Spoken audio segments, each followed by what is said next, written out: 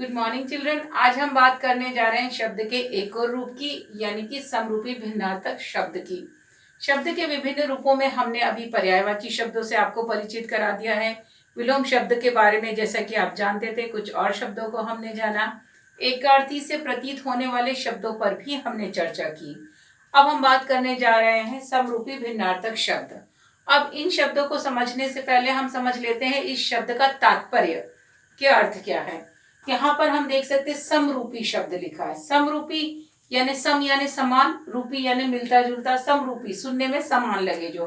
भिन्नार्थक, सम यानी सुनना, रूपी यानी समान, सुनने में समान लगे परंतु भिन्नार्थक, भिन्न अर्थ को देने वाले। ऐसे शब्द जो सुनने में तो आपको समान प्रतीत होते हैं, एक जैसे लगते हैं, परंतु उनका अर्थ अलग होता है, उन शब्दों को हम कहते हैं समरूपी भिन्नार्थक शब्द।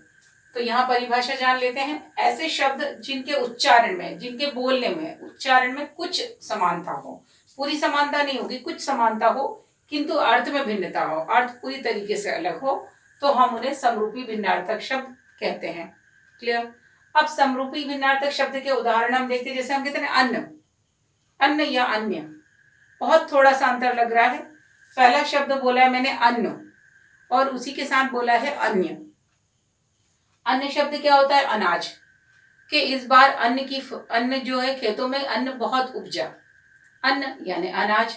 फिर कहा अन्य, मुझे ये खाना पसंद नहीं है, कुछ अन्य हो खाने के लिए, या फिर मुझे हिंदी नहीं कुछ अन्य विषय पढ़ना है, कोई और विषय पढ़ना है।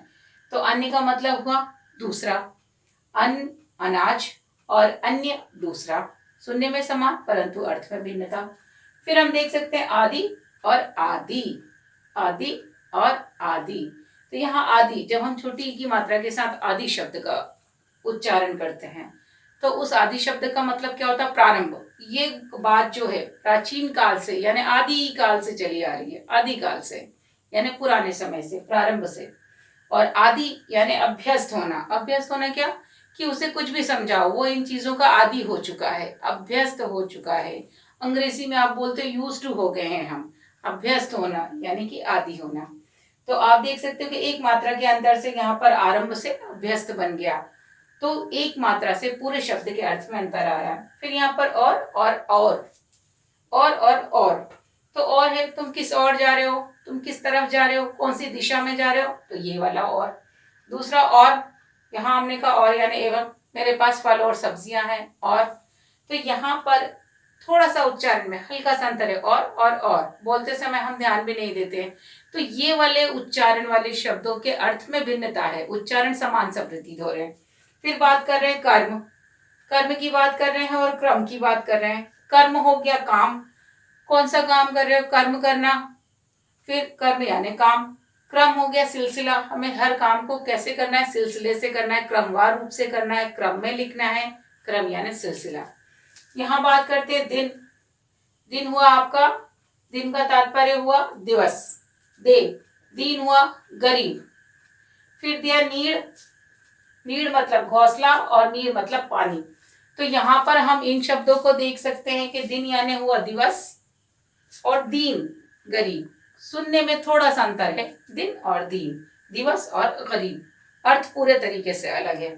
फिर हम देख सकते हैं नीड़, चिड़िया नीड़ में, यानी चिड़िया ने अपना नीड़ बनाया, कैसे? तिनकों से। नीड़ यानी घोंसला और नीर यानी पानी। तो यहाँ पर अलग अलग थोड़े थोड़े वर्णों से, ये मात्राओं के प्रयोग से क्या हो रहा है, उच्चारण में भिन्नता आ रही है, और उच्चारण की भिन्नता के साथ साथ अर्थ तो पूरी तरीके से अलग हो रहा है। ऐसे शब्द जिनमें थोड़ा सा अंतर हो, जो सुनने में समान प्रतीत होते हैं लेकिन पूरे अर्थ अलग होते हैं, वे समरूपी भिन्नार्थक शब्द कहलाते हैं। तो यहाँ पर हमने आपको कुछ शब्दों की सूची दी है। इसके अलावा कुछ शब्द आपकी टेक्स्ट बुक यानी कि शिक्षार्थी बुक में दिए गए हैं। आपको करना क्या है, उन सारे शब्दों का अध्ययन करना है। आपको वाक्य में कोई भी वाक्य दिया जा सकता है और कहा जा सकता है कि इनमें से सही शब्द को भरो। तो आपको देखना है कि वहां पर और आना है कि और आना है, कि कर्म आना है कि क्रम आना है। तो वाक्य के अर्थ के आधार पर आप शब्दों को चुनने के लिए कहा जा सकता है। इसलिए आपको इन शब्दों को लिखकर इनके अर्थ को जानना होगा। इसी उम्मीद के साथ कि आप अभ्यास कर रहे हो और शब्दों को जानने का प्रयास कर रहे हो, हम आपसे मिलेंगे अगले अभ्यास के साथ।